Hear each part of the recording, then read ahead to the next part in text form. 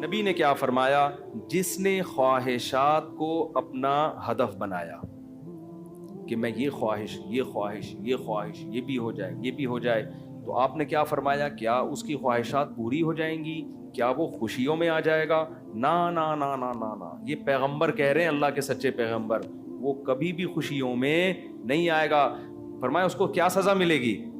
جعل اللہ من کانت الدنیا ہمہ جعل اللہ فقرہ بین عینیہ، دولت کے پیچھے بھاگے گا نا تو اللہ اس کے سامنے فقر و فاقہ کا خوف رکھ دیں گے۔ سمجھ رہے ہو؟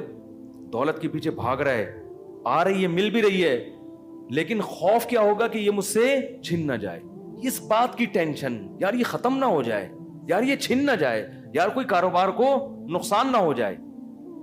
بڑے بڑے کروڑ پتی فیکٹریوں کے مالک آتے ہیں، کہتے ہیں کہ لاشعوری سا خوف ہمیں ستاتا ہے، دنیا کی ہر نعمت ان کے پاس، مگر دماغ میں نا ایک کہہ رہے ہمیں خود بھی نہیں پتا ہم ڈر کس چیز سے رہے ہیں، لیکن سکون نہیں ہے، ایک لاشعور میں خوف ہے جو ہمیں مسلسل ستا رہا ہے۔ یہاں ایک آئے کئی سال پہلے، سفید ٹوپی، پوری پراپر داڑھی، اور جناب سفید کرتا، بڑے ایسے نورانی چہرہ، اور پکے نمازی تھے، بہت بڑے تاجر۔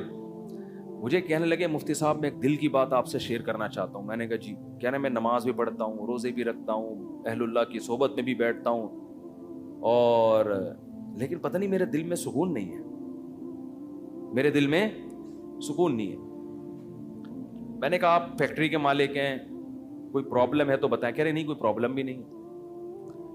میں نے کہا آپ کے ساتھ بے سکونی پتہ ہے کیا ہے؟ میں جانتا ہوں آپ کی بے سکونی، آپ کو یہ ڈر ہے کہ اس فیکٹری کا کوئی نقصان نہ ہو جائے، جیسی زندگی ابھی ہے پتہ نہیں یہ ہمیشہ ویسی رہے گی بھی یا نہیں رہے گی۔ تو نماز تو آپ نے پڑھ لی، آپ نے زکاتیں بھی دے دیں، آپ نے روزے بھی رکھ لیے، لیکن یہ جو لاشعور میں خوف ہے نا، اس خوف کا کوئی ازالہ کرنے والا نہیں ہے، کیونکہ آپ کو پتہ ہے یہ شیورٹی، یہ گارنٹی کوئی بھی نہیں لے سکتا کہ تمہیں نقصان کبھی بھی نہیں ہو سکتا، کیونکہ آپ نے اپنی زندگی میں دیکھا ہے بڑے بڑے کاروبار چلتے ہوئے ٹھپ ہو جاتے ہیں، لوگ روڈ پہ آ جاتے ہیں۔ کہہ رہے ہیں بالکل آپ صحیح کہہ رہے ہیں، مجھے یہی خوف ہے۔ میں نے کہا اس خوف کا یہ علاج نہیں ہے کہ آپ اپنے کاروبار کو ہر طرح سے سیو کر لو، یہ تو وہ تو کرنا تو چاہیے سیو، لیکن یہ علاج نہیں ہے۔ میں نے کہا اس کا علاج یہ ہے کہ آپ یہ فرض کر لو کہ یہ چھن گیا آپ سے سب کچھ، ابھی برباد ہو گئی، اللہ نہ کرے فیکٹری میں آگ لگ گئی، اب ہوگا کیا؟ کہہ رہے کیا ہوگا؟ میں نے کچھ بھی نہیں ہوگا، صبح 2 پراٹھے آپ پھر بھی کھاؤ گے، رات کو سونے کے لیے چھپڑا آپ کو گندے نالے پہ یا فٹ پاتھ پہ مل جائے گا، کوئی بات نہیں، انجوائے کرنا، دنیا مسافر خانہ ہے، رہنے کی جگہ بولو نہیں۔ ہماری بیسک ضرورت ہے، جب شدید بھوک لگے، بھوک برداشت نہیں ہوتی ہے، کھانے کو روٹی مل جائے، یہ بیسک ضرورت ہے۔ نیند آئے تو سونے کے لیے جگہ مل جائے۔ یہ نیند ایسی عجیب چیز ہے، آپ اگر نہیں سونا، ایک وقت آتا ہے کہ آپ بچو گے بھی نا تو کانٹوں پہ بھی نیند آ جائے گی آپ کو۔ اب جیسے میرے ساتھ ہوتا ہے نا، نیند نہیں ہو رہی، ایک وقت جب بہت زیادہ جمع ہو جاتی ہے، پھر ہم نہیں بھی سونا چاہ رہے ہوتے ہیں، سو رہے ہوتے ہیں۔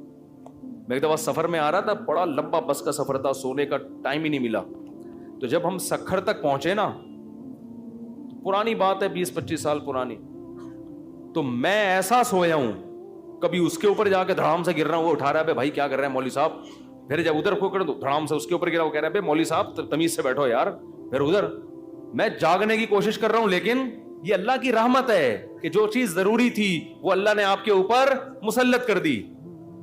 تو میں نے کہا نیند کا بھی کوئی ٹینشن لینے کی ضرورت نہیں ہے، سونے کی کہیں بھی جگہ نہ ہوئی نا آپ کو، اور جب گہری نیند آتی ہے نا، انسان پہ مسلط ہوتی ہے، بے شک نرم گدا نہ بھی ہو، سونے کا مزہ خاندانی آتا ہے۔ آدمی کہتا ہے کہیں سر ٹکانے کی، کوئی بندے سے کہتا ہے تو خالی ہاتھ یوں رکھ کے کھڑا ہو جا تھوڑی دیر کے لیے، کہیں سر ٹکانے کی ذرا سی جگہ مل جائے، ایسا مزہ آتا ہے سونے میں۔ وہ جو سبزی والا جو میرے پیسے لے کے بھاگا تھا نا، وہ ٹھیلے پہ سوتا تھا رات کو، وہ رات کو ٹھیلے پہ سوتا تھا، اس کو سکون تھا نا، اس کی سکون نہیں تھا اصل میں، وہ تھک اتنا جاتا تھا نا فراڈ کر کر کے ادھر سے پیسے، تو رات کو آ کے اب اس کو جگہ نہیں ملی، تو میں نے کئی دفعہ دیکھا ٹھیلے پہ سو رہا ہے۔ مزدور لوگوں کو دیکھ لو نا آپ، جہاں جگہ ملے سو جاتے ہیں وہ۔ تو میں نے ان سے کہا کہ ٹینشن لینے کا نہیں ہے، آپ کی بیسک ضرورت نیند ہے، وہ آ جائے گی, کہیں بھی آ جائے گی, بیٹھے بیٹھے سو جاؤ گے. اور کھانے کی ضرورت, اتنا رزق اللہ انشاءاللہ آپ کو دے دے گا. اور شدید بھوک میں تو میرے بھائی دال میں بھی وہ مزہ آتا ہے جو ایک مالدار کو قورمے بریانی میں آتا ہے. شدید بھوک لگ رہی ہو نا, دال کھانے کا اپنا مزہ. میں نے کہا دال مل جائے گی. پھر کہنے لگے بیوی بچوں کا کیا ہوگا جب اتنی غربت ہوگی, خطرہ ہوگا تو بھاگ جائیں گے. میں نے کہا جو خود سے بھاگے اسے بھاگنے دو. ٹھیک ہے نا, جو خود سے بھاگے اسے کوئی ٹینشن. مسافر خانہ ہے نا بھائی. نیک بیوی تو وہ ہوتی ہے جو آپ کی شریک حیات ہے. جب دولت تھی اس وقت بھی ساتھ, جب غربت تھی اس وقت بھی ساتھ. تو اگر غربت میں وہ بھاگ گئی, بولو اے اللہ اچھا ہوا تو نے زندگی میں ہی جان چھڑا دی. کیا خیال ہے بھائی؟ اور میں نے کہا جب دوبارہ پیسہ آئے تو پھر اس کو لے کے نہ آؤ, بولو اب وہیں رہو. اب کیا کرنا ہے بھائی, غیرت مند آدمی تھوڑی ایسی چیزیں پالتا ہے لیکن. تو میں نے کہا بھاگتا بھاگتا کوئی ہے نہیں آج کل, لیکن اگر بھاگ گئی ٹینشن نہیں, مسافر خانہ ہے, ویسے بھی مر جاتے تو قبر میں دفنا کے آ جاتی وہ. تو کوئی ٹینشن نہ لو میرے بھائی, کسی چیز کی ٹینشن لینے کا بالکل بھی نہیں ہے. ہم مسافر خانہ ہے. ہماری فیکٹریوں کو اللہ نہ کرے آگ نہ بھی لگے تو بھی تو مرنا ہے نا. ارے فیکٹری تم نہیں مرے, فیکٹری مر گئی ہے زیادہ اچھا ہے. اس سے بہتر کہ تم مر جاتے اور فیکٹری بچ جاتی. کوئی فرشتہ آئے اور کہے اللہ نے مجھے حکم دیا ہے اس کی فیکٹری کو آگ لگوا دو, لیکن اس کو آپشن دے دو کہ تو مرے تیری فیکٹری کو مار دیں. آدمی کہتا ہے بھائی مزدوروں سمیت مار دے اس پوری فیکٹری, مجھے بچا لو. یہی ہوگا نا, مجھے بچا لو.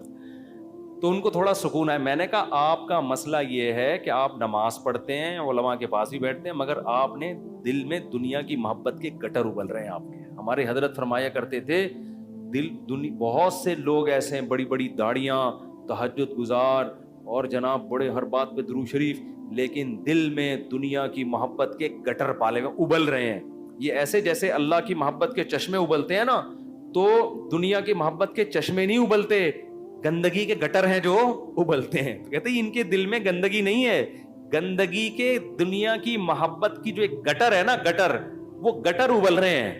جس کو یہ مثال سمجھ میں نہ آتی ہو, بارشوں میں ہماری گلی کو آ کے دیکھ لیا کرے گٹر کیسے ابلتے ہیں, تو وہ پتہ چل جائے گا کہ یہ ہے جو گند نکلا ہوا ہے. اس گند کو نکالو. کیا کہا پیغمبر نے, ہود علیہ السلام نے اپنی قوم سے, صالح علیہ السلام نے اپنی قوم سے, تتخذون مصانع لعلکم تخلدون. اے میری قوم تم گھر اتنے مضبوط بناتے ہو جیسے تم نے ہمیشہ رہنا ہے. اتنا پیسہ ان دیواروں میں کیوں پھونک رہے ہو؟ حالانکہ وہ حلال پیسوں سے گھر بنا رہے تھے بھائی, حرام سے تھوڑی بنا رہے تھے.